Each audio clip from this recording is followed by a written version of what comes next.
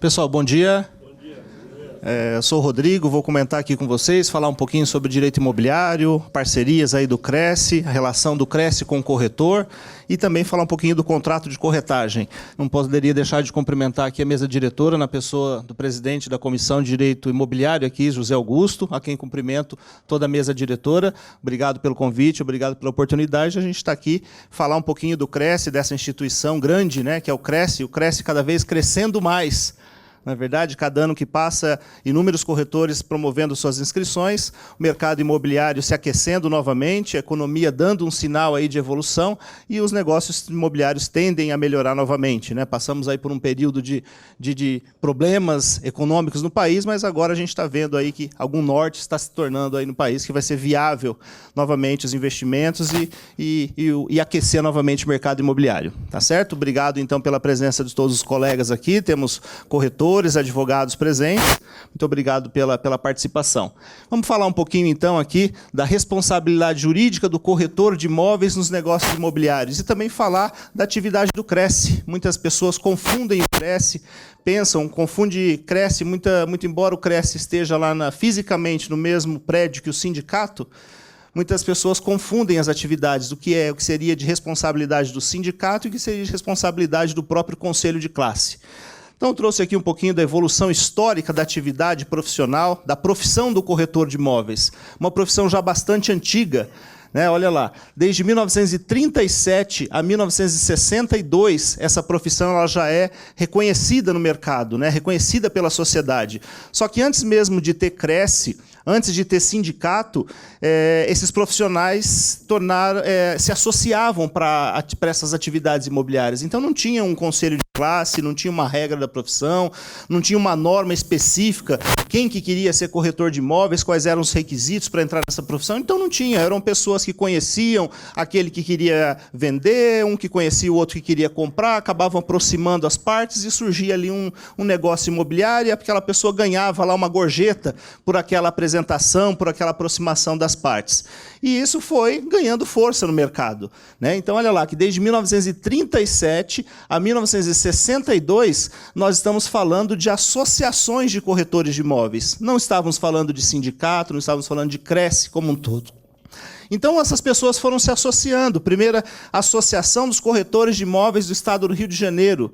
Depois, a Associação dos Corretores de Imóveis do Estado de São Paulo. A Associação dos Corretores de Imóveis de Minas Gerais. E aí, cada estado foi tendo a sua Associação dos Corretores de Imóveis. E que se regularizavam lá, faziam uma norma, um código de ética profissional, mas que não tinha aquele reconhecimento, não tinha aquela pela sociedade, não tinha uma lei que regulamentava a profissão, quem queria ser corretor, né, quais são os requisitos para se tornar esse profissional. Não tinha.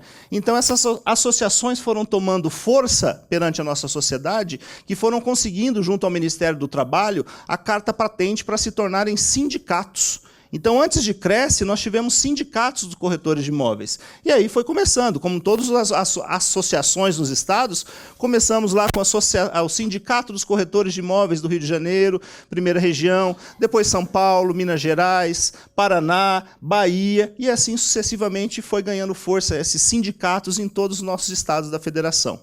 E somente lá em 1962, com a Lei 4.116, que houve a primeira lei que regulamentou a profissão do corretor de imóveis, uma lei federal que reconheceu essa atividade profissional e falou, não, essa profissão ela tem que ser regulamentada, vamos regularizar, porque desde 1937 já existe essa atividade comercial, então precisamos regrar essa atividade profissional. Então, o primeiro advento de lei, na verdade, reconhecida pela nossa sociedade, foi no ano de 1962. E essa lei vigorou, na verdade, até o ano de 1978. E por que essa lei que eu coloquei ali, ela foi revogada, essa lei de 1962, a 416, primeira lei que regulamentou a profissão do corretor de imóveis? Ela acabou sendo revogada pela Lei 6.530 de 78, é a lei que regulamenta a profissão do corretor de imóveis, está em vigência até hoje, né? E por que ela precisou ser revogada, a primeira lei lá de 1962?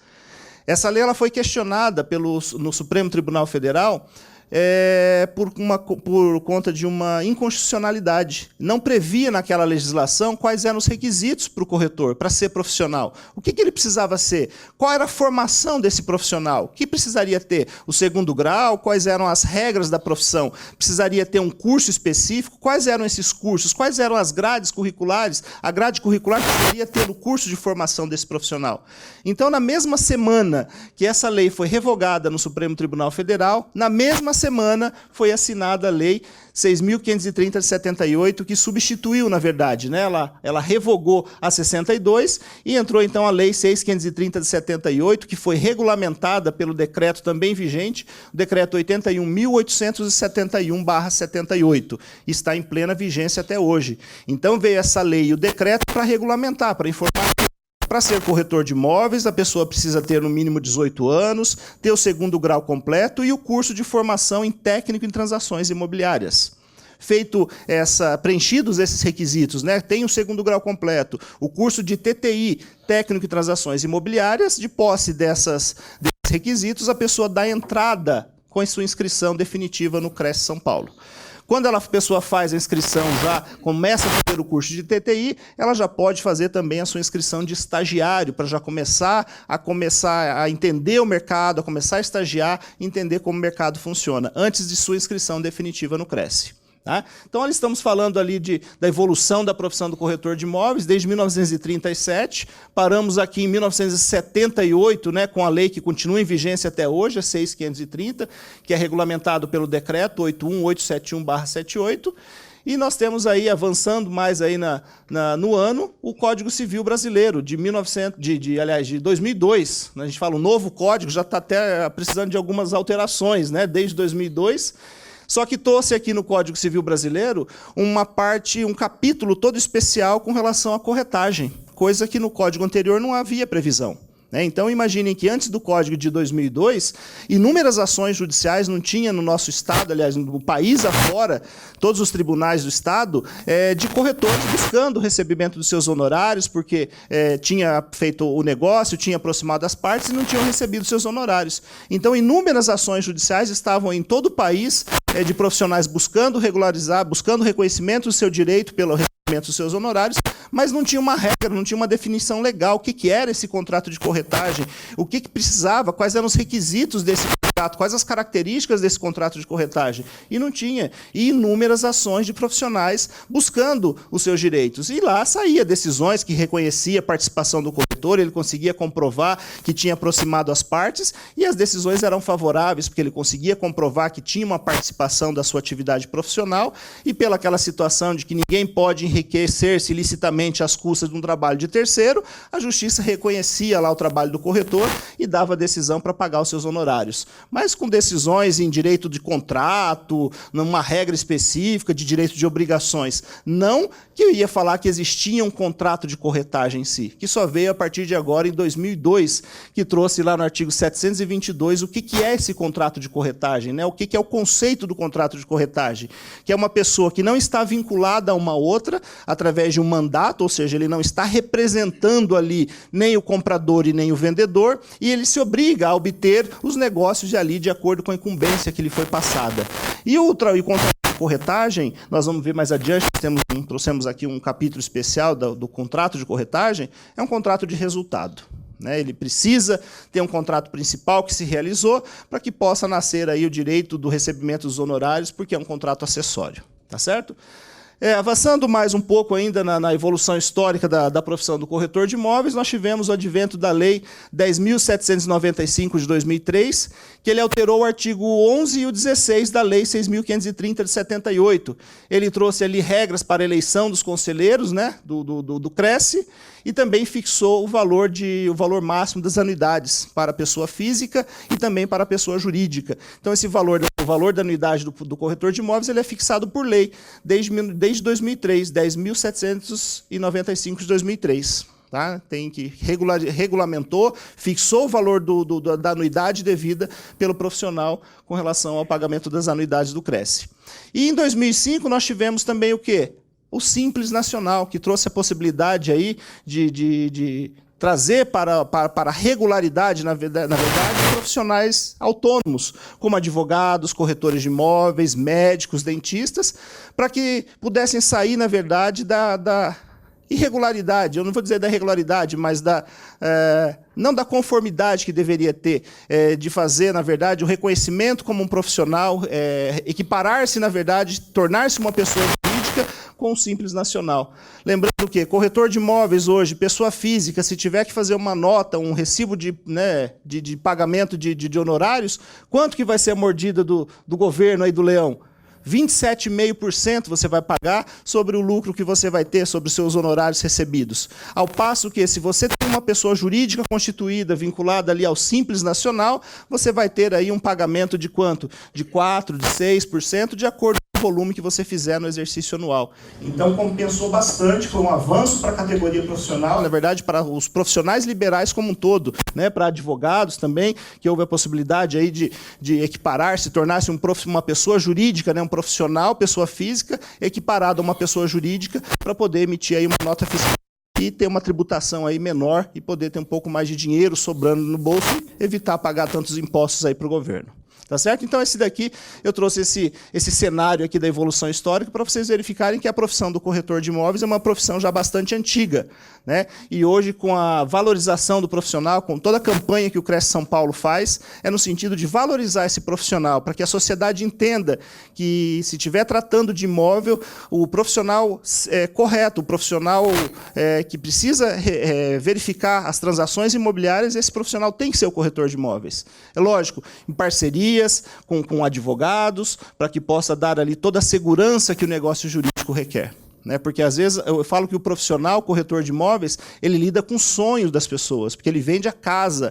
Então, imaginem pessoas que passam aí anos fazendo as suas economias para comprar um bem imóvel. E, quando vai comprar, esse bem imóvel pode se tornar, às vezes, um pesadelo, por uma falta aí de um conhecimento técnico específico do profissional, por uma falta de cuidado, de verificar uma documentação correta, que lá na frente pode acabar um prejuízo de um juiz mandando cancelar aquela transação, cancelar a compra e venda, o registro que foi feito. Por isso que nós buscamos aí sempre trazer maiores conhecimentos para os corretores de imóveis. Nós entendemos que a formação desse profissional, por ser um curso aí que pode ser feito até à distância, com 6, 8 meses, aí, dependendo do profissional que vai se dedicar para fazer esse curso, que pode ser à distância ou presencial. Hoje nós temos, inclusive, o curso de TTI pela ETEC, é um curso presencial que demora 1 ano e meio esse curso. Mas agora vocês imaginam a formação desses alunos que fazem um curso presencial de 1 ano e meio e a formação do profissional que fazem um curso à distância, que pode demorar aí de 6 a 8 meses e ele consegue um diploma, que não é presencial. Então, nós entendemos que a formação dos alunos do ETEC é uma formação que traz mais elementos, traz mais conhecimentos profissional, ele vai se tornar aí um profissional bem mais preparado para o mercado profissional. Né? Esses alunos que são formados pela ETEC, por ser um curso presencial que dura aí 1 ano e meio. Lembrando que esses profissionais também que fazem esse curso, ao final dele, eles podem já também dar entrada junto ao CNAI, que é o Cadastro Nacional de Avaliadores Imobiliários, sem que ele tenha que fazer um curso específico de avaliação imobiliária.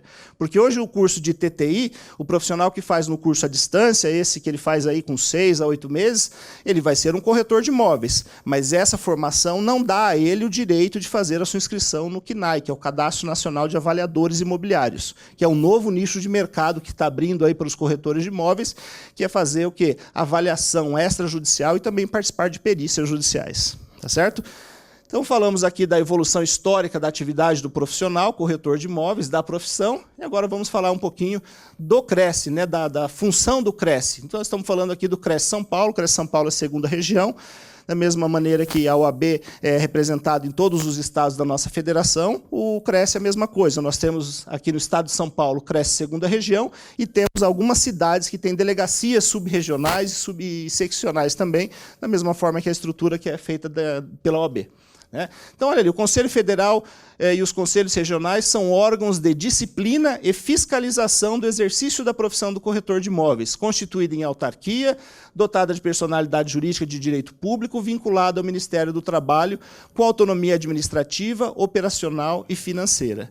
Então, olha lá, que a finalidade precípua do CRESE, né, junto ao Conselho Federal, ela é de disciplinar e fiscalizar a profissão do corretor de imóveis.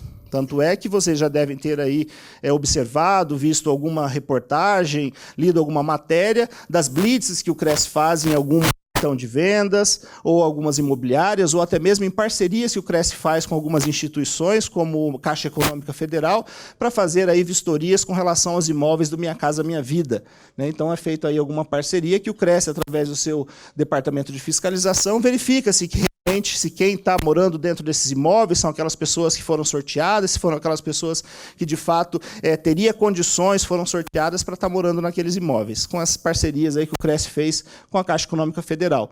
E fiscalizando diuturnamente dentro das imobiliárias, fazendo a verificação se estão regulares com seus documentos, se é uma pessoa jurídica, se o contrato está devidamente averbado no conselho, se houve alguma alteração com relação ao objeto social, alteração de valores do capital social, sócio, se houve alteração de sócio ou não. Esse é o trabalho que a fiscalização faz. Lembrando que os expedientes que os nossos agentes de fiscalização realizam perante uma imobiliária, perante um plantão de vendas, nós trabalhamos através de autos de constatação.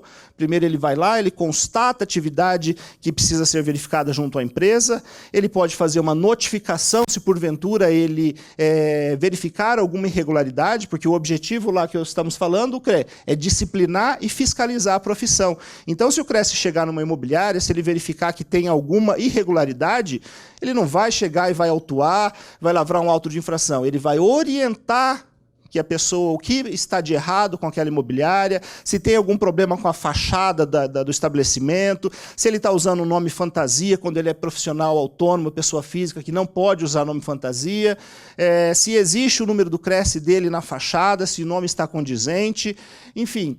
Se tem uma autorização de comercialização do imóvel, se esse documento é escrito, ele vai verificar essa documentação. Se a imobiliária não tiver, se o corretor não tiver de pronto esse documento, o agente vai fazer uma notificação e dar um prazo para regularizar aquela situação que está irregular. Ele vai dar um prazo e, dado aquele prazo, a fiscalização vai retornar para verificar se houve o cumprimento daquela notificação. Se a notificação foi cumprida, se aquela irregularidade foi sanada, ele vai matar, na verdade, ele vai encerrar aquela notificação com uma outra constatação, dizendo que a notificação, o número tal, que gerou aquela notificação, que foi devidamente cumprida. Então, através de um outro expediente, que é o auto de constatação, ele encerra aquele procedimento, tendo em vista aí o cumprimento da obrigação. Agora, se porventura ele foi no estabelecimento, constatou a irregularidade, notificou o profissional para regularizar, deu um prazo para isso, e esse prazo não foi, e essa obrigatoriedade não foi cumprida, lembrando que o prazo dado pela fiscalização, se a pessoa precisar de um prazo, uma dilação de prazo, porque precisa regularizar alguma documentação, ou precisa pintar a fachada, ou trocar o layout de alguma situação, basta que a pessoa peça uma dilação de prazo que o CRESE fornece. O CRESE dá essa possibilidade, porque o nosso interesse é o quê? É que todos se tornem aí, trabalhem de uma maneira regular. Se não vai ser no prazo de 15 dias, se vai ser no prazo de 30 dias, se houver a possibilidade de um prazo maior, nós vamos conceder esse prazo, porque nosso objetivo é que a pessoa trabalhe dentro da regularidade. Agora, não foi solicitado o prazo, ou foi solicitado e não foi cumprido. Aí a fiscalização vai ter que cumprir o seu papel de ofício, que é lavrar o auto de infração. Lavrou o auto de infração, nós temos instaurado, então, um processo disciplinar contra o profissional. Porque as peças que ensejam a lavratura de um processo ético-disciplinar no CRESE, nós temos duas modalidades, que é o termo de representação ou o auto de infração. Auto de infração é o trabalho de ofício que são realizados pelos nossos agentes de fiscalização. Em todo o estado de São Paulo, nós temos agentes de fiscalização. E o termo de representação é a denúncia formal, aquela que o cliente vai lá no CRESE, bate lá na porta do CRESE, protocola uma denúncia formal contra profissionais. E quais são aí os maiores motivos de denúncias que caem no CRESE contra corretores, contra profissionais? Tem ideia ou não? Nós temos essa possibilidade, são corretores, nós falamos os pseudo-corretores, né, que não têm inscrição no conselho, e aí o CRESE trabalha diuturnamente para fiscalizar realmente essas atividades profissionais. e fazem, lavrando o auto de infração por exercício legal da profissão e comunicando ao Ministério Público por conta da contravenção penal. Mas, em se tratando de denúncia contra profissionais já inscritos no Conselho, a denúncia que cai lá é geralmente em administração de locação. Quando o corretor trabalha com administração, ele sempre tem dois clientes, que é o locador e o locatário. E, geralmente, quando um não está satisfeito com a prestação de serviço, ele vai lá reclamar do corretor no CRESSE. Temos situações também de retenção indevida de valores. Profissional que está ali administrando a locação, que recebe a incumbência de receber do inquilino e repassar para o proprietário, de acordo com o estabelecido no contrato, e não o faz. Também é uma denúncia grave, né, de apropriação aí de valores de profissionais inscritos. Também temos denúncia de retenção indevida de sinal, de compra e venda, a pessoa dá um sinal, o profissional acaba por, já imaginando que aquele sinal são seus honorários de corretagem, já gasta o dinheiro, quando vai tirar a certidão do imóvel, verifica que ali vai dar algum problema. E aí o negócio precisa ser desfeito, na hora que tem que devolver o dinheiro, cadê o dinheiro? Aí vai fazer uma denúncia lá no CRESSE contra aquele profissional. E também por falta de informação na negociação.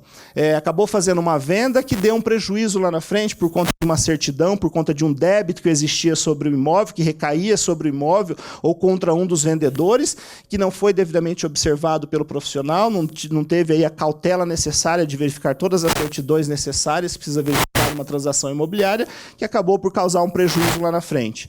Então, essas são aí as denúncias que caem no Conselho contra profissionais inscritos, seja pessoa física ou pessoa jurídica. Tá?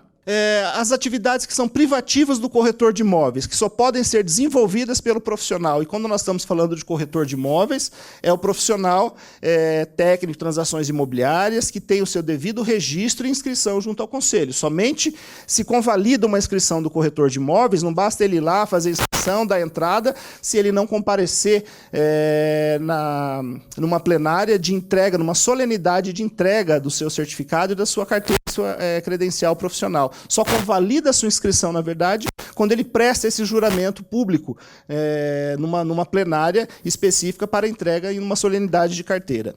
Então, somente a partir dali é que ele é um profissional com toda a plenitude aí para poder desenvolver todas as suas atividades profissionais. E o leque da atividade do profissional corretor de imóveis é muito grande. Ele pode trabalhar aí com inúmeras possibilidades no mercado imobiliário, inúmeros tipos de imóveis, né? São vários nichos de mercado que esse profissional pode trabalhar.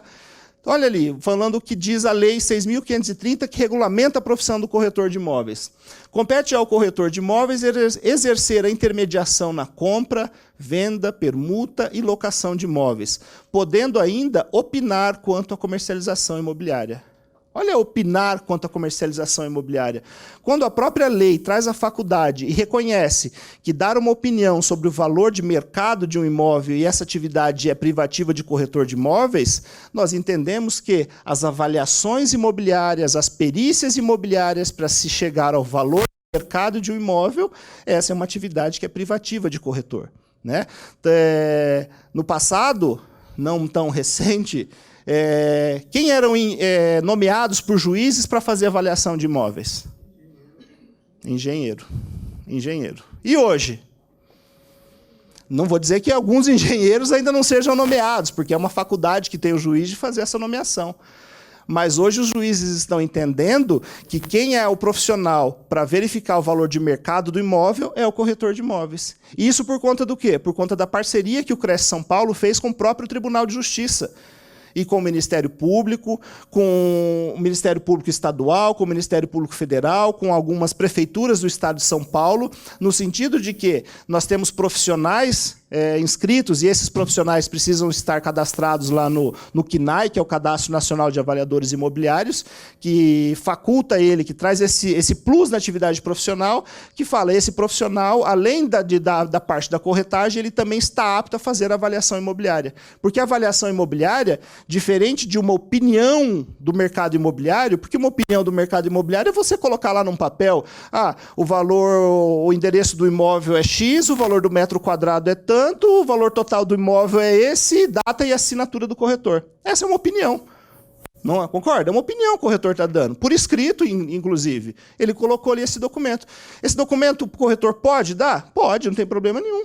Se eu vou lá fazer se eu preciso de um orçamento para alguma situação, se eu preciso só verificar quanto que vale aquele imóvel, sem problema. Só que não é esse mesmo documento que você vai apresentar para um juiz caso você seja nomeado perito. Porque se você foi nomeado perito, você tem que fazer para o juiz o quê? Um laudo. Um laudo técnico, que no curso de avaliação é denominado como um PITAM, que é um parecer técnico de avaliação mercadológica. Porque não basta você informar quanto custa o metro quadrado e quanto custa o valor total do imóvel.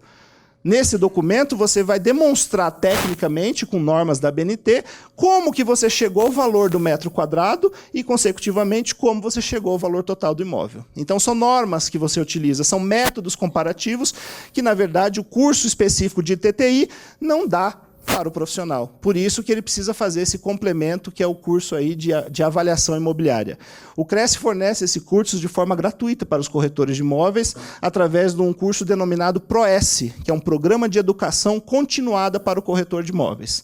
Esse curso ele é presencial, tem uma duração de 14 dias, e ao final desse curso, o TCC que ele precisa fazer, na verdade, é o PITAM. É um parecer técnico de avaliação mercadológica que ele vai fazer ao final do curso, e ele vai ser avaliado por esse curso, porque para ele ser aprovado, ele tem que ter uma nota específica dentro desse trabalho, sob pena dele não conseguir aí o seu certificado de conclusão desse curso. Então, o novo nicho de mercado que está abrindo aí para os corretores de imóveis é trabalhar com avaliação, é ser nomeados para fazerem perícias imobiliárias.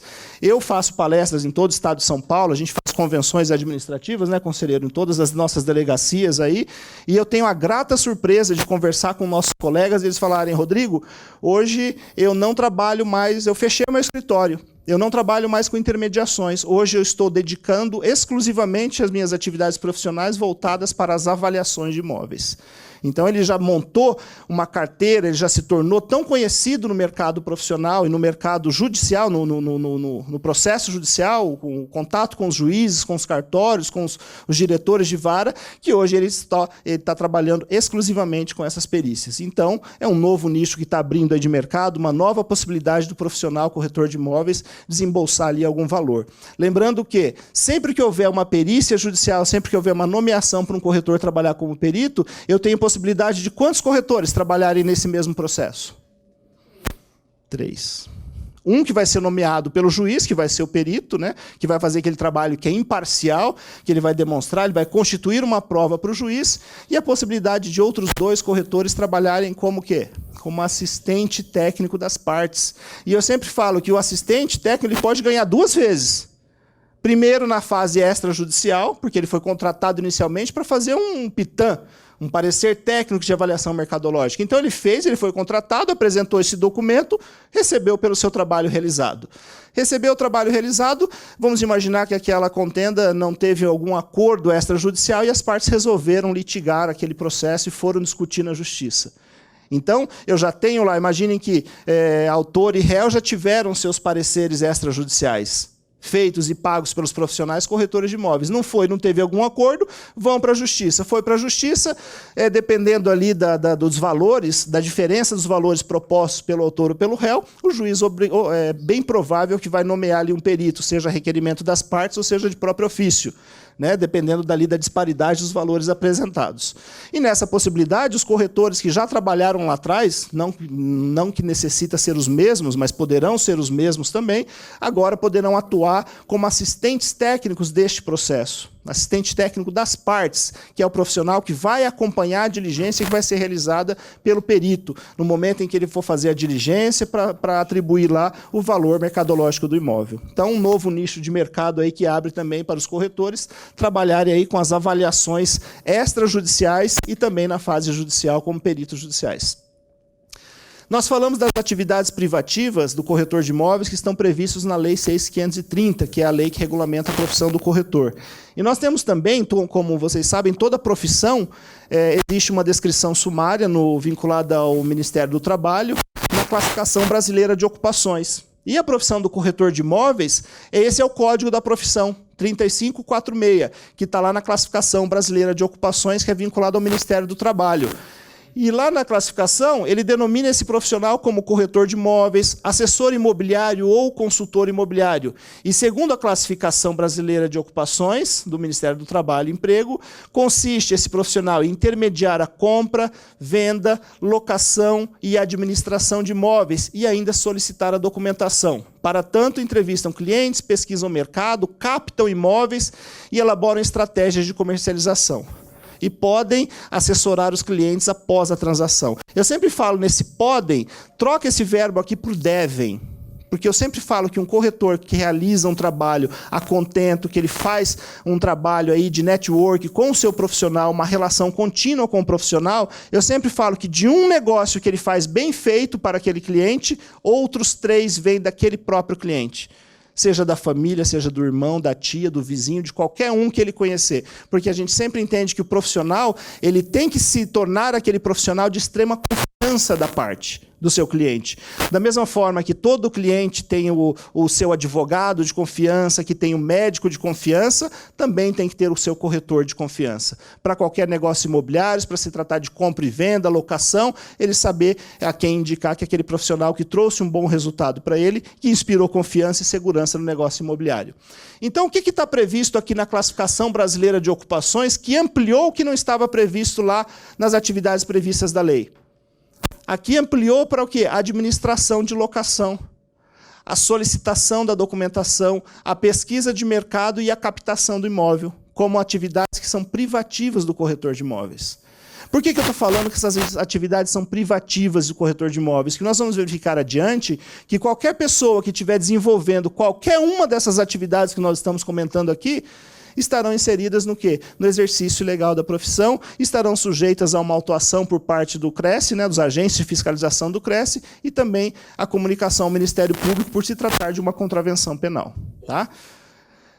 A resolução do COFES, Conselho Federal dos Corretores de Imóveis, 327 de 92, ele também define ali no seu artigo 1º que todos os atos de intermediação nas transações em geral sobre imóveis, inclusive na compra, venda, promessa de venda, cessão, promessa de cessão, permuta, incorporação, loteamento e locação, também são atividades privativas do corretor de imóveis. Então, olha o que nós estamos falando, todas as possibilidades que o corretor pode trabalhar, seja com locação, seja com compra e venda de imóveis de terceiros, seja na incorporação, seja num loteamento. Olha aí, o nicho de mercado é grande para esse profissional. Ele pode se especializar com cada uma dessas atividades específicas. Tem corretores especializados em buscar áreas específicas para as incorporadoras, para grandes incorporadoras, para construtoras, para se fazer ali, de repente, um shopping, um mercado, uma incorporação imobiliária grande de algumas unidades, de alguns prédios ali. Então, tem corretores específicos, né, para trabalhar aí com cada nicho de mercado imobiliário. As empresas colonizadoras que loteiam, constroem, incorporam imóveis nos termos do artigo 3º, parágrafo único, 6º também da Lei 6.530, estão obrigadas a se inscreverem nos conselhos regionais de corretores de imóveis na forma desta resolução. Então, a gente sempre fala que o nicho de mercado é grande para o corretor trabalhar. E a cautela que ele tem que ter para ele vincular o nome dele a qualquer uma dessas empresas, seja uma loteadora ou seja uma incorporadora, o mínimo que ele tem que saber é com quem ele está vinculando o nome dele, que parceria é essa, que associação é essa que ele está fazendo, vinculando o nome dele nessas incorporadoras. Porque quando ele está lá vendendo o imóvel, que ele vende esse imóvel, seja num loteamento, seja numa incorporação, a pessoa, o cliente está comprando daquele profissional.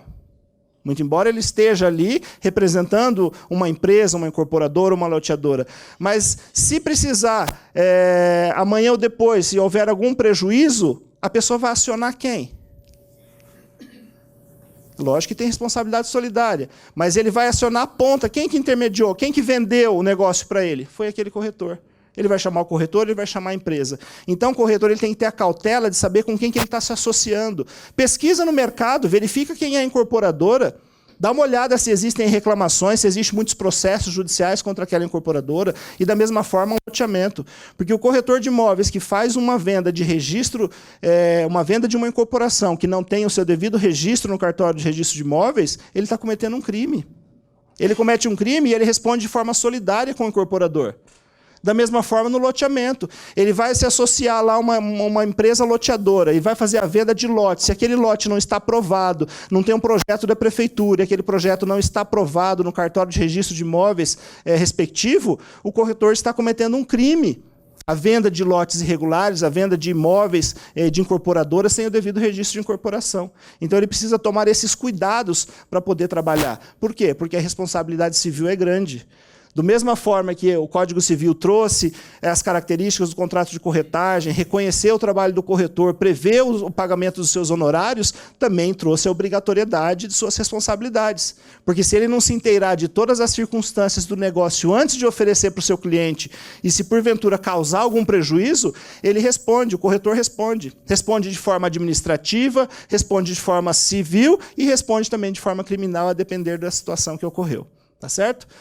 Então, de todas as atividades ali privativas que eu comentei, que nós verificamos aqui no slide, locação, administração, intermediação, venda de cessão, loteamento, incorporação, todas essas atividades somente podem ser desenvolvidas por corretores de imóveis devidamente inscritos no conselho de sua área de atuação. Qualquer uma dessas atividades que sejam feitas por profissionais que não sejam corretores de imóveis serão, então, enquadrados no exercício legal da profissão. Nós também temos exercício legal da profissão de pessoa física e também temos escritórios imobiliários que também estão sujeitos ao exercício legal da profissão. Pessoa física e pessoa jurídica. E com relação à pessoa física, havendo habitualidade nessa infração, nós vamos encaminhar um ofício ao Ministério Público por considerar ali uma contravenção penal. Pela parceria que nós temos com o Ministério Público, eles entendem que precisa ter uma reincidência nessa atividade. Então, eles só querem que a gente comunique o Ministério Público quando houver, então, a segunda autuação. Então, nós aguardamos, se a pessoa foi autuada, se dentro de 5 anos ele sofreu uma outra autuação por exercício legal da profissão, nós buscamos o primeiro processo administrativo contra ele, com o atual, e nós encaminhamos, então, os dois ao Ministério Público direto para a instauração aí do processo de contravenção penal. E sem contar o processo administrativo, que também acontece junto ao próprio Conselho Regional dos Corretores de Imóveis. O profissional, ele já antes de ingressar na profissão, se ele estiver trabalhando de forma irregular, antes de ingressar ele já está respondendo a um processo de exercício legal, que é um processo administrativo. E qual que é a pena que pode gerar aqui para o profissional que esteja trabalhando de forma irregular no mercado?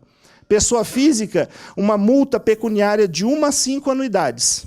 Previstas na resolução do Conselho Federal, resolução 316 de 2001. E também nós temos a habitualidade da pessoa jurídica, que a penalidade administrativa pode variar de 2 a 10 anuidades também para a pessoa jurídica que estejam trabalhando no mercado imobiliário de forma irregular. Tá? Então, são essas as possibilidades aqui do exercício legal da profissão e as suas consequências jurídicas, tanto na esfera administrativa, processo administrativo no CRESSE, quanto na esfera criminal, que vai ter lá, dependendo da reincidência da pessoa, cabe até prisão. Tá? Não só aquela cesta básica ou um serviço público lá, dependendo da situação, se for uma reincidência, até prisão simples, a gente já ouviu falar que teve profissional aí que foi enquadrado. Tá? Falando então, como já fizemos uma abordagem, uma breve abordagem da evolução histórica da profissão do corretor de imóveis, falamos das atividades privativas desse profissional, vamos falar um pouquinho então do contrato de corretagem, né? Como eu disse no início, o contrato de corretagem ele não estava previsto antes do Código Civil de 2002 em nenhuma legislação. Nenhuma doutrina falava do contrato de corretagem, o que era esse contrato, quais eram as regras desse contrato. Então, nós ali, o Código Civil de 2002, trouxe, na verdade, o conceito do contrato de corretagem. Então, nós comentamos que no Código de 1916, nada dispôs em seus 1.807 artigos sobre o contrato de mediação, ou também denominado contrato de corretagem. Somente com o Código de 2002, com vigência a partir de 2003, é que passou a regulamentar o contrato de corretagem, através dos seus artigos 722 a 729 do Código Civil. Então, o artigo 722 ele trouxe o que é o conceito do contrato de corretagem, que é uma pessoa que não é vinculada a outra através de um mandato, que se obriga a obter para uma ou mais pessoas a incumbência que lhe foi incumbida. Na verdade, ele vai buscar os negócios de acordo com a incumbência recebida e vai receber uma contraprestação pelos serviços realizados. E quais são as características deste contrato de corretagem? O que precisa fazer? O que faz nascer o direito do profissional em receber os honorários de corretagem? O contrato de corretagem é o contrato pelo qual uma pessoa, sem que haja contrato de mandato, ou seja, ele não é procurador, né? Ele não está ali fazendo a representação nem do vendedor e nem do comprador. Compromete-se a uma obrigação de fazer, de obter um ou mais negócios para outra pessoa, conforme as instruções passadas anteriormente, mediante pagamento de uma remuneração. Esse conceito está previsto no artigo 722 do Código Civil. Ele traz o que é o conceito do contrato de corretagem. E nós trouxemos aqui algumas características jurídicas do contrato de corretagem. O contrato de corretagem possui as seguintes características jurídicas: a bilateralidade, acessoriedade, onerosidade, aleatoriedade e a consensualidade. Vamos ver um pouquinho o que é cada um desses. Por que ele é bilateral? O contrato é bilateral porque ele gera obrigações mútuas entre o comitente e o corretor, posto que este deverá executar o encargo e aquele deverá remunerá-lo de acordo com a incumbência que lhe foi passada. Por isso, uma das características deste contrato é a bilateralidade. Ele vai entregar um serviço e vai receber a contraprestação pelo serviço que foi prestado. Esse contrato também ele é acessório. Por que ele é acessório? Porque a existência está atrelada a um outro contrato e que deve ser concluído. Então, se um contrato de corretagem é um contrato acessório, eu preciso de um contrato principal para que o contrato de corretagem possa ter os seus efeitos jurídicos. E qual que é o contrato principal? Contrato de compra e venda, contrato de locação, uma cessão de direitos, ou seja, formalizei aquele contrato, o contrato principal foi concretizado, foi concluído, nasce então o contrato que é acessório, o contrato de corretagem. Tá? Ele é oneroso também. Por que ele é oneroso? Posto que o seu adimplemento do contrato de mediação haverá um ônus, vantagens e benefícios patrimoniais a ambos os contratantes, posto que assiste ao corretor o direito de seu recebimento da remuneração, geralmente variável, por se tratar de o quê? De uma comissão, de valores, né? De comissão. E quanto que é a comissão do corretor? 6 a 8%. E é obrigatório esses valores? Colocou em contrato, o contrato faz lei entre as partes. Mas existe uma tabela do Cresce, que ela é feita, na verdade, pelo sindicato da categoria e que ela é homologada pelo Cresce, e que prevê lá algumas situações com relação à administração, compra e venda, incorporação, loteamento, administração de locação. Aquela tabela ela tem um cunho obrigatório? Eu sou obrigado a seguir exatamente aquela tabela? Não sou.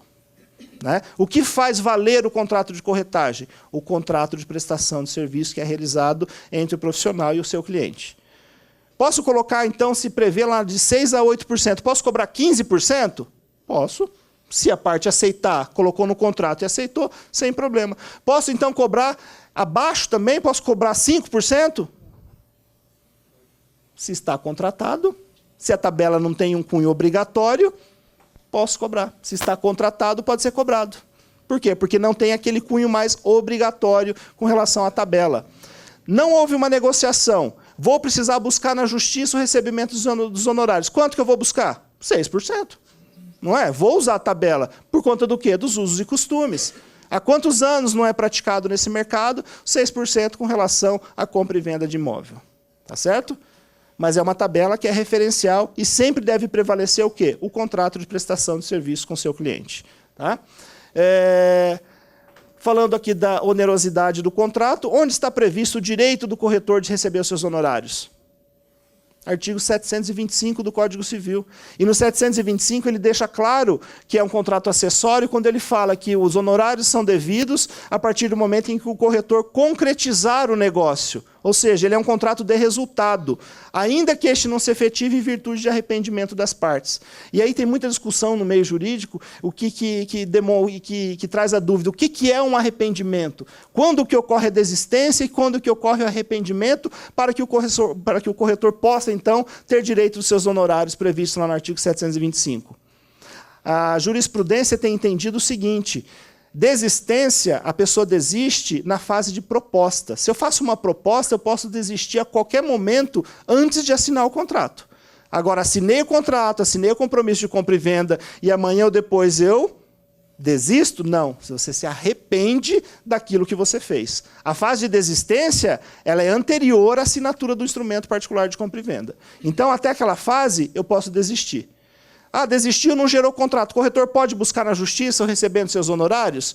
Já vi algumas situações nesse sentido. Mas eu vi também que alguns juízes não pagaram, não deram a comissão na sua integralidade. Eles deram ali o pagamento das despesas que ocorreram advindas daquele instrumento, daquela negociação que não chegou ao seu resultado útil por algum problema. Mas se ele conseguir demonstrar que houve alguma despesa para fazer uma vinculação de um anúncio ou coisa parecida, ele pode até ter essas despesas aí reembolsadas. Mas falar da integralidade dos honorários para o negócio não concretizado, a jurisprudência dominante tem entendido que não. E é um contrato que é de resultado. Eu preciso concretizar, então, o contrato principal para que o corretor possa aí ter direito de receber os seus honorários na integralidade.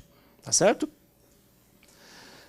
Trata-se de um contrato aleatório, pelo fato de que o direito do corretor e a obrigação do comitente dependerão da conclusão do negócio principal, ou seja, dependerão de um fato futuro incerto. Por quê? Porque quando o corretor faz um anúncio, quando faz uma proposta para o cliente, ele não sabe se aquela proposta vai gerar o negócio que é pretendido, na verdade, que ele espera que ocorra, que é a concretização do negócio. Por isso que uma das características do contrato é que ele é aleatório, porque envolve um risco, porque ele não tem a certeza, quando ele faz a proposta, se o cliente vai aceitar ou não. Tá? É comum, no mercado imobiliário, eu ouço bastante dos corretores, quando eu faço palestras aí em algumas cidades, aqueles profissionais que o comprador visita um imóvel através da apresentação do corretor, dá um jeito depois de fazer um contato direto com o proprietário do imóvel e tenta e fecha o negócio à revelia do corretor de imóveis. E nessa situação, tendo o corretor condições de comprovar que aquele negócio foi fruto do seu trabalho, não tenham dúvida de que os honorários serão reconhecidos pelo Poder Judiciário e os honorários serão pagos pelo corretor. Como que eu comprovo, então, a intermediação? Através de um e-mail, através de uma ficha de visita de um imóvel, através de uma autorização do proprietário que deu para o corretor de imóveis para fazer aquela intermediação. Temos também o livro de visitas em condomínios, que a gente já teve conhecimento que já foi utilizado, inclusive, no Poder Judiciário, para demonstrar que foi o corretor que levou o cliente lá e ficou registrado no livro de visitas do condomínio. Então, por conta desse registro no condomínio, ficou comprovado que o corretor de imóveis levou o cliente que viu o imóvel, que fechou direto posteriormente com o vendedor do imóvel. E através desse documento, aliado a documentos de e-mail, ao WhatsApp, conseguiu comprovar que teve a participação do corretor e os seus honorários foram lá, então, reconhecidos pelo Poder Judiciário e pagos no Poder Judiciário para o corretor de imóveis em reconhecimento à sua atividade. E, por último, é um contrato que é consensual, visto que ele completa-se através de um consenso mútuo, independente da forma, já que o novo Código, seguindo a posição jurisprudencial existente, não exigiu nenhuma forma legal. Então, eu consigo até, se eu não tenho especificamente um contrato escrito, e eu conseguir comprovar com todos esses documentos que esse contrato existiu, ainda que seja de forma verbal, mas que eu consiga, através desses documentos, demonstrar para o juiz que houve o trabalho do corretor, que houve a participação desse profissional, o Poder Judiciário tem reconhecido, sim, os honorários que são devidos para o corretor. Mas lembrando que a jurisprudência dominante entende que é um contrato de resultado. Precisa concretizar o negócio e o corretor precisa demonstrar que houve a participação dele para que ele possa ter, então, direito de receber os seus honorários. Tá certo? Uma das situações que podem acontecer de responsabilidade civil, que a responsabilidade civil do corretor de imóveis está prevista hoje também lá no artigo 723, que ele tem que se inteirar de todas as circunstâncias do negócio antes de oferecer para o cliente.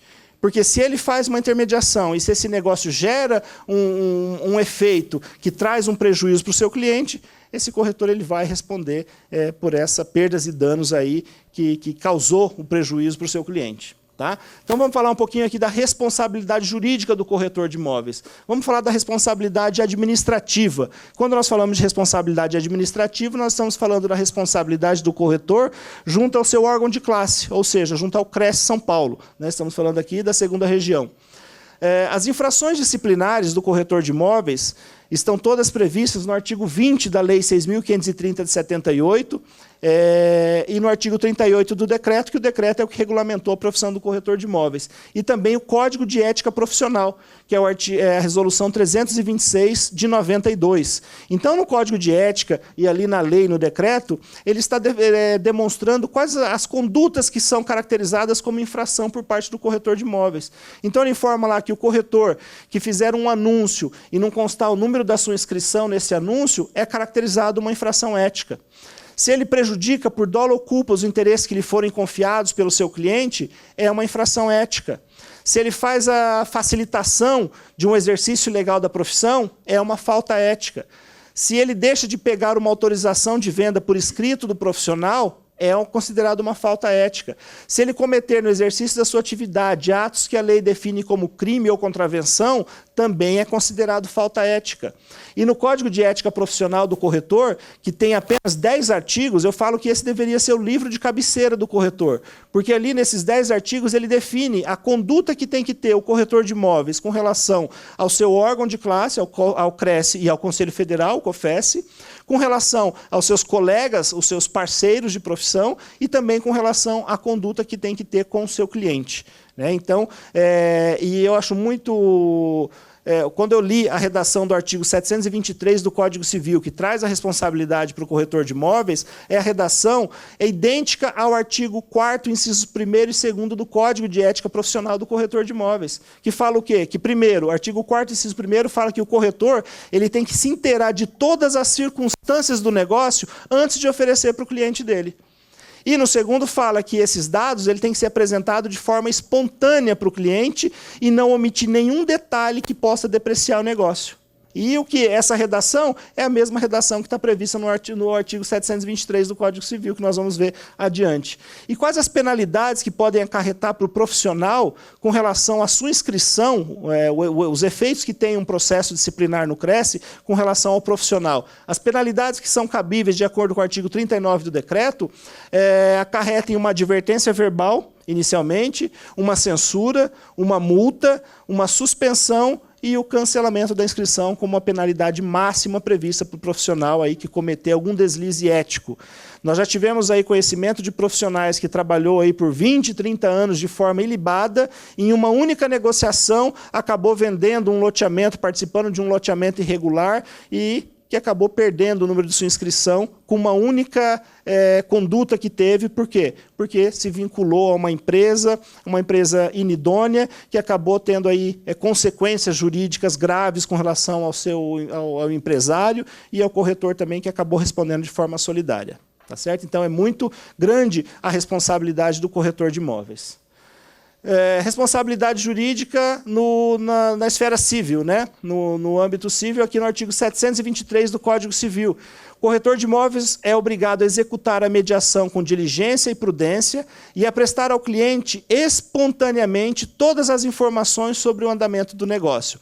A redação aqui ela foi alterada por essa Lei 12.236 de 2010.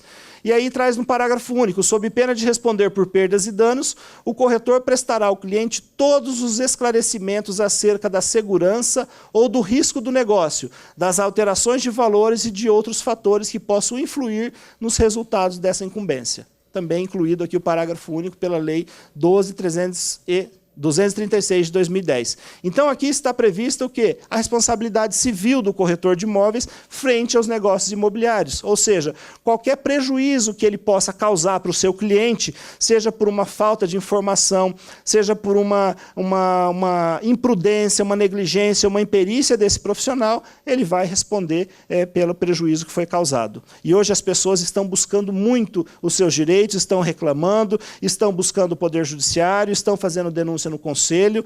No CRESSE São Paulo hoje existe, dentro das suas instalações, um centro do Sejusc, dentro do CRESSE, que é um braço do Poder Judiciário hoje, que está dentro do CRESSE, que atende aí todas as demandas voltadas com relação ao mercado imobiliário. Então, todas as contendas que tenham aí de forma pré-processual, uma reclamação ainda na Sejusc, que não existe um processo judicial, as pessoas vão lá, vão reclamar alguma situação, e nós temos a felicidade de que 75% das contendas que aparecem lá no Sejusc de São Paulo são solucionadas. As partes acabam por fazer o o acordo. Então, um dado bastante importante que trouxe aí para o doutor Marcelo, que é o juiz responsável pelo Sejusc, o doutor Ricardo, do Estado de São Paulo, a possibilidade, de repente, de ampliar, inclusive, esses Sejuscs aí nas nossas delegacias. Esse é um desafio grande que nós temos pela frente, que seria a possibilidade de colocar alguns Sejuscs em todas as nossas delegacias subregionais. Tá? Além do mais, dentro do processo ético-disciplinar, quando instaurado contra o profissional, nós também temos uma junta de conciliação, que são profissionais nomeados, corretores de imóveis que participam desse trabalho, da mesma forma que nós temos aqui colegas que fazem parte de grupos de trabalho, de loteamento, de delegados, nós temos grupos de trabalho também que trabalham na junta de conciliação, que são os processos ético-disciplinares que são instaurados. Antes desse processo ir a julgamento, nós encaminhamos esse processo para a nossa junta de conciliação para verificar ali a possibilidade de uma composição amigável para a solução daquele conflito. Tá certo? Então, nós falamos aqui do artigo 723 do Código Civil, que traz essa responsabilidade, e também a responsabilidade penal, na esfera criminal. Exemplo, artigo 168 do Código Penal, apropriação indébita. Quando que o corretor de imóveis pode se enquadrar aqui com relação a essa apropriação indébita? Apropriar-se de coisa alheia móvel de que tenha posse ou detenção. Corretores de imóveis que fazem administração de locação. Pode se apropriar indevidamente dos valores? É considerado crime essa conduta? Eu recebi o valor do inquilino e não repassei para o proprietário. É uma apropriação indébita. Logo, está previsto como crime. Não é? Ele se apropriou de valores que não lhe pertencem. E olha a agravante que tem ali ainda. A pena é aumentada de 1/3 quando o agente recebeu a coisa, olha ali, em razão do ofício, emprego ou profissão. Tem até uma agravante ainda, porque exerceu aquela conduta quando existia uma relação de confiança com aquela parte. A retenção indevida de sinal. Né? Sinal de compra e venda, a pessoa deu lá, todos sabem, o sinal é uma segurança que tem o comprador de que aquele negócio está seguro, ou seja, eu vou começar as tratativas aqui com o vendedor. Não são os honorários do corretor. E, por vezes, acontecem de gastar esse dinheiro, de não repassar ao proprietário. Essa conduta também é uma apropriação indébita, logo é considerado como crime. Tá certo? Então, olha que, às vezes, a conduta de um profissional ele pode ser enquadrado aí em todas as esferas, né? Administrativa, civil e também criminal. Então, por isso que tem que ter uma cautela. O profissional ele tem que ter bastante cautela e bastante segurança sobre o negócio que ele vai desenvolver. Por isso que a gente sempre orienta aos profissionais que façam as suas parcerias com colegas advogados, que possam instruir nos seus andamentos, que possam analisar a documentação que foi apresentada, quando tira aquela certidão, se tem dúvida de algum apontamento, que consulte um advogado. É melhor consultar um advogado no início para verificar se vai dar algum problema lá na frente ou não, do que depois deixar o problema acontecer e aí o prejuízo é muito maior. Tá certo? E a relação do consumo? O contrato de corretagem, essa relação de compra e venda. Nós vimos que o contrato de corretagem, responsabilidade civil, toda prevista dentro do Código Civil. Mas e aí? Será que existe relação de consumo também frente aos negócios imobiliários? Sim ou não? O que vocês acham? O que o corretor vende? É a intermediação, é serviço, não é? Geralmente, quando eu faço essa pergunta, o que corretor vende? Todo mundo fala, vende imóvel. Não, quem vende é o vendedor, quem compra é o comprador. Ele está ali no meio, não é? Ele está ali intermediando essa situação. Então, o que ele vende para as partes? Ele vende o conhecimento, ele vende o serviço. E se nós formos seguir ali a regra, o conceito de consumidor e de fornecedor, ele também poderia ser enquadrado, porque o consumidor é quem? Toda pessoa física ou jurídica que adquire ou utiliza produto ou serviço como destinatário final. Parágrafo único. Equipara-se a consumidor a coletividade de pessoas, ainda que indetermináveis, mas que advindo das relações de consumo. E olha lá o fornecedor. Quem é o fornecedor? Fornecedor é toda pessoa física ou jurídica, pública ou privada, nacional ou estrangeira, bem como os entes despersonalizados que desenvolvem atividades de produção, montagem de criação, construção, transformação, importação, exportação, distribuição ou comercialização de produtos ou serviços. E aí? A prestação do serviço do corretor está prevista? Enquadra-se ali no artigo 3º ou não?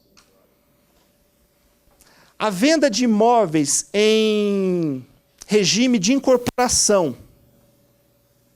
Correto? O corretor que faz a intermediação desses imóveis de lançamento.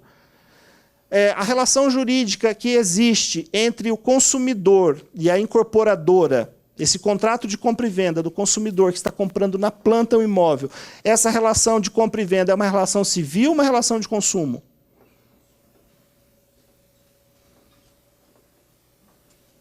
Imóveis na planta. E aí? Por que é comum que quando as pessoas, os consumidores vão lá no estande de vendas, eles dão aqueles inúmeros cheques para fazer para segurar o negócio na proposta, deixa lá uns 15 cheques, né, de vários valores. E aí as imobiliárias, a incorporadora, aguardam que prazo mesmo para começar a gastar esse dinheiro? 7 dias. Se aguardam 7 dias é porque entendem que estão vinculadas aqui na relação de consumo, porque até 7 dias o consumidor pode o quê?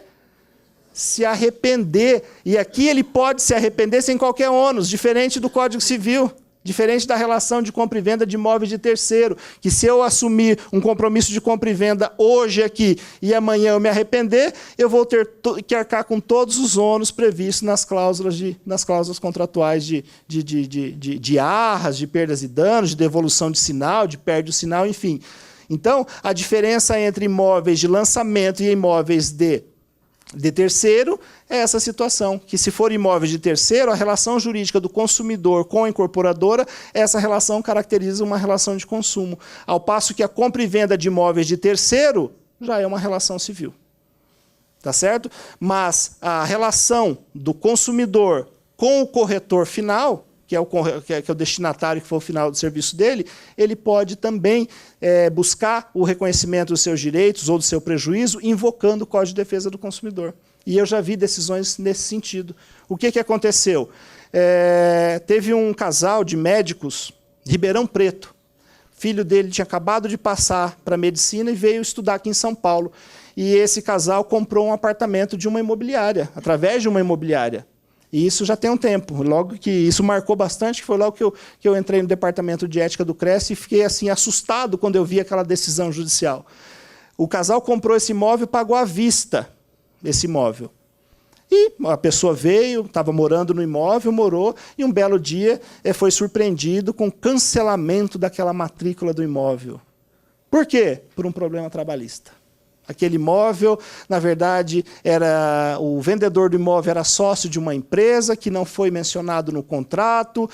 Lá no Poder Judiciário foram buscando a desconsideração da personalidade jurídica e atingiu o patrimônio do sócio. O juiz entendeu que aquela venda foi uma fraude à execução e acabou por cancelar aquela matrícula. E aí? O casal de médicos que comprou, que pagou à vista aquele empreendimento, ficou amargando esse prejuízo. Eles ingressaram com uma ação contra quem? Contra a imobiliária. Contra a imobiliária. Imobiliária, frente ao Código de Defesa do Consumidor, tem a responsabilidade objetiva e a responsabilidade subjetiva. Pessoa física, profissional autônomo, a responsabilidade é subjetiva. Precisa verificar se houve dolo, se houve culpa, para que tenha gerado aquela consequência jurídica. Ao passo que a responsabilidade de uma pessoa jurídica, a responsabilidade é objetiva. Ou seja, teve um ato e esse ato causou um dano, ele vai ser obrigado a reparar. E o que houve nessa decisão judicial? A empresa, por não ter prestado a cautela necessária de verificar a documentação da empresa, para verificar se eles tinham empresas ou não em seu nome, deixou de verificar essa situação, a imobiliária foi condenada no valor integral do imóvel. Integral. A imobiliária arcou com o prejuízo total na responsabilização jurídica. Então, olha o cuidado que tem que ter o corretor de imóveis, a pessoa jurídica, o profissional liberal, frente aos negócios imobiliários. É comum, vocês imaginam, tirar certidão criminal? Hoje vocês tiram ou não? Certidão criminal para compra e venda de imóvel? Deve, né? Porque até pouco tempo atrás não se falava muito em certidão criminal. Lavagem de dinheiro hoje está grande nisso. Mas olha o caso que acabou caindo lá com uma denúncia contra uma imobiliária. Foi vender um imóvel e esse imóvel depois foi sequestrado pelo Poder Judiciário. Qual era a situação? A pessoa comprou, tirou a certidão, tudo bonitinho, não tinha nenhum problema, tirou a certidão civil, não tirou a certidão criminal nessa ocasião, então tirou todas as certidões necessárias, então o imóvel estava apto para venda, não tinha nenhum problema, fez a venda. Fez a venda sem problema nenhum, de repente vem lá uma decisão de um juiz criminal cancelando aquela matrícula daquela venda que teria ocorrido. Por quê? Porque existia um processo crime de uma família que estava fazendo um processo criminal contra, era uma, segundo a gente apurou lá na frente, era o dono de uma rede de farmácia famosa aqui de São Paulo, estava com uma suposta amante e teria dado esse imóvel para ela. E depois essa pessoa morreu e a família entrou na justiça para falar que ela estava fazendo desvios da rede de farmácia e que teria adquirido aquele imóvel fruto desse objeto de crime. Né? Essa situação lá na frente foi resolvida, né, para a felicidade lá do comprador. Por quê? Porque esse processo ele segue o principal. Quando houve na verdade, uma intervenção do terceiro, quando ele comprou, ele foi lá fazer uma impugnação, e o processo principal, que era o que estava apurando ou não se havia o furto, ele acabou sendo arquivado o processo. Então, se arquivou o processo principal, o acessório, que era a intervenção de terceiro, lá o embargo de terceiro, ele acompanhou a mesma sorte. Então, nesse caso, não teve prejuízo. Por quê? Porque não ficou caracterizado que, na verdade, ela teria feito alguns desvios para adquirir aquele imóvel. Não ficou comprovado, então esse processo foi arquivado. Mas, como bem aqui o presidente disse, esses imóveis hoje, dessas operações de lavagem de dinheiro, é muito comum. E hoje, como que eles lavam dinheiro? É com imóveis. Então, tem que ter muito cuidado também o corretor de imóveis hoje para verificar essas certidões, para verificar se não existe nenhum processo em andamento, porque esse processo lá na frente pode resultar no cancelamento da matrícula ou no próprio sequestro do imóvel. Tá certo? Então, a responsabilidade é grande com relação a isso. Tá? Então, eu trouxe aqui algumas situações jurídicas para vocês com relação ao que pode acontecer com o corretor de imóveis, tanto na esfera civil, criminal, até por conta do Código de Defesa do Consumidor, que eu já vi algumas decisões nesse sentido, trazendo responsabilidade para os corretores.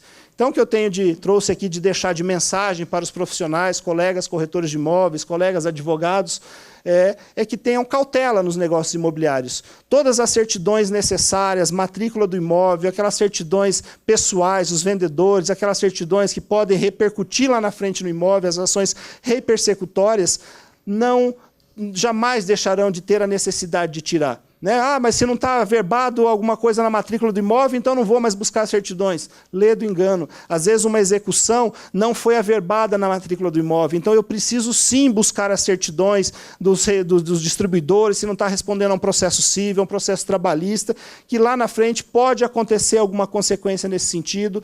O juiz pode desconsiderar a personalidade jurídica da empresa e vai atingir o patrimônio dos sócios. E se ele entender que houve uma fraude à execução, ele vai cancelar a matrícula.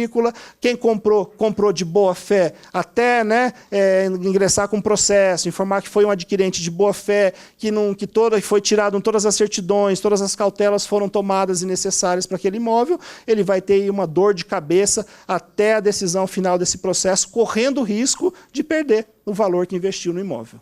Tá certo? Então, essa é a mensagem que eu trago aqui para vocês, do Cresce São Paulo, no sentido de tomarem cautela. O Cresce, sabendo da deficiência até da formação desses profissionais, o Cresce fornece inúmeras palestras em todo o estado de São Paulo, e todas as palestras de inúmeros temas diferentes. Então, se um corretor hoje, e não só o corretor, nós temos lá no TV Cresce um banco de dados de mais de centenas de palestras. Então, o corretor quer saber sobre uma situação de financiamento. Eu tenho uma palestra específica sobre financiamento, quais são os cuidados que ele precisa ter com relação ao financiamento. Eu tenho uma palestra sobre fotografia, se o corretor quiser saber qual é o melhor método para ele tirar uma foto, aquela foto que fica melhor para ele poder divulgar o imóvel. Enfim, eu tenho palestra de todos os temas variáveis para o mercado imobiliário, que está disponível no site do Cresce, através da nossa TV Cresce, e é gratuita, de forma para todos os corretores de imóveis e a sociedade como geral. E a gente fornece aí, de forma gratuita também, esses cursos profissionalizantes, curso de perito judicial. Nós fazemos a formação dos corretores para fazer as avaliações imobiliárias, que é o como eu disse, um curso denominado PROES, que é o Programa de Educação Continuada para Corretores, que dá a possibilidade desse profissional ser um avaliador imobiliário. E também o Cresce faz um curso de perito judicial, que é para ensinar o corretor como se portar frente ao Poder Judiciário, como que ele vai se tornar conhecido para o Poder Judiciário, para que ele possa ter a possibilidade de ser nomeado para ser um perito judicial. Tá certo? Então, o Cresce está de portas abertas, o Cresce é a casa do corretor de imóveis, que está lá para entender as dificuldades do profissional e procurar difundir da melhor forma possível a valorização desse profissional do mercado imobiliário.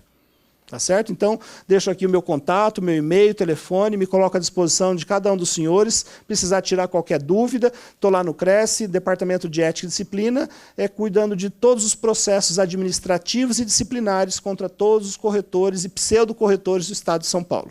É uma dúvida que muitos corretores têm.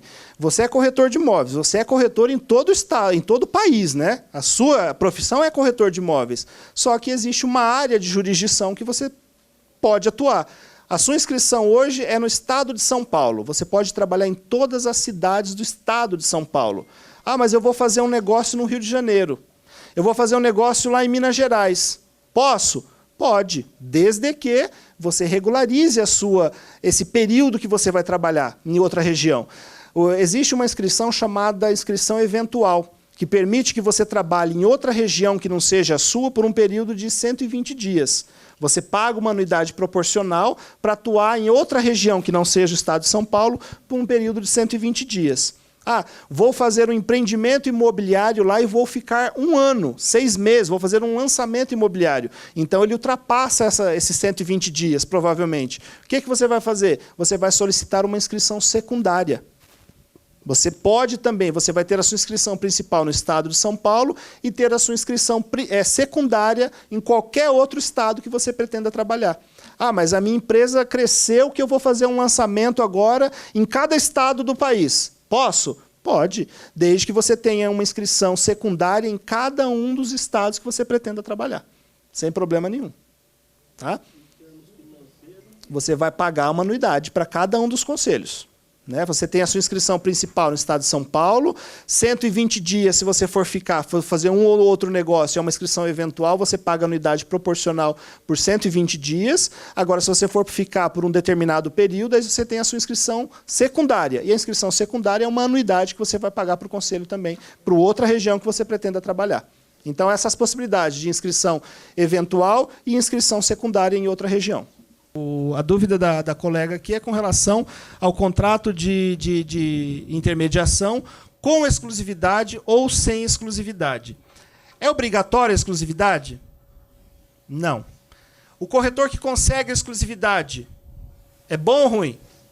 É excelente, né? Se ele consegue um contrato com exclusividade, uma autorização de comercialização com exclusividade, bom para o cliente, bom para o corretor, porque ele vai se dedicar exclusivamente para fazer aquele negócio por um determinado prazo, né? É sempre importante colocar um período que tem essa exclusividade no negócio. Qual é o efeito jurídico de uma exclusividade ou não?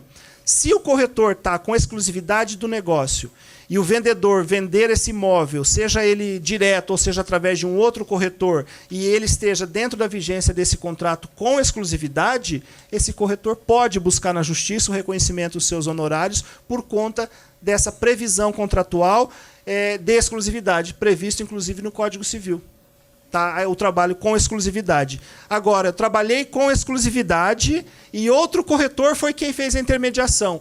O corretor que tem a exclusividade pode buscar os honorários? Deve buscar os honorários. Ele está dentro do seu direito porque está com um contrato de exclusividade. Tá? Mas é obrigatório o contrato com exclusividade? Não, não é obrigatório. Isso vai depender do quê? Do know-how do profissional que conseguir contratar com o seu cliente a possibilidade dele dar autorização para comercialização com exclusividade. Então, tendo exclusividade, para o corretor de imóveis, é uma garantia que ele vai ter, que ele vai trabalhar dentro daquele período contratual, só ele vai trabalhar com a venda do imóvel. Tá? E se outro vender, ou se o proprietário vender direto e estiver dentro da validade desse contrato de exclusividade, ele poderá, sim, socorrer do Poder Judiciário para se fazer valer dos seus direitos da integralidade dos seus honorários. É lógico, lá no Código Civil, ele traz uma vírgula, né?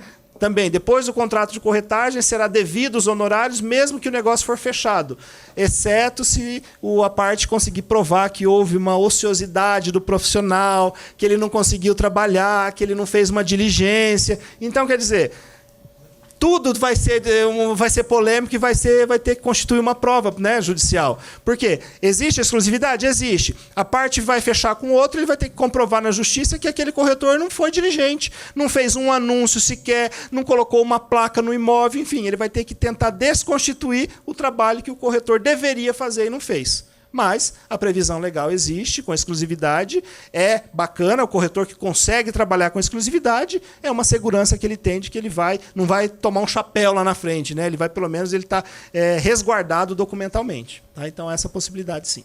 Com relação ao curso de avaliação, depois de que for concluído, tem que fazer uma inscrição em qual órgão você falou? Perfeito.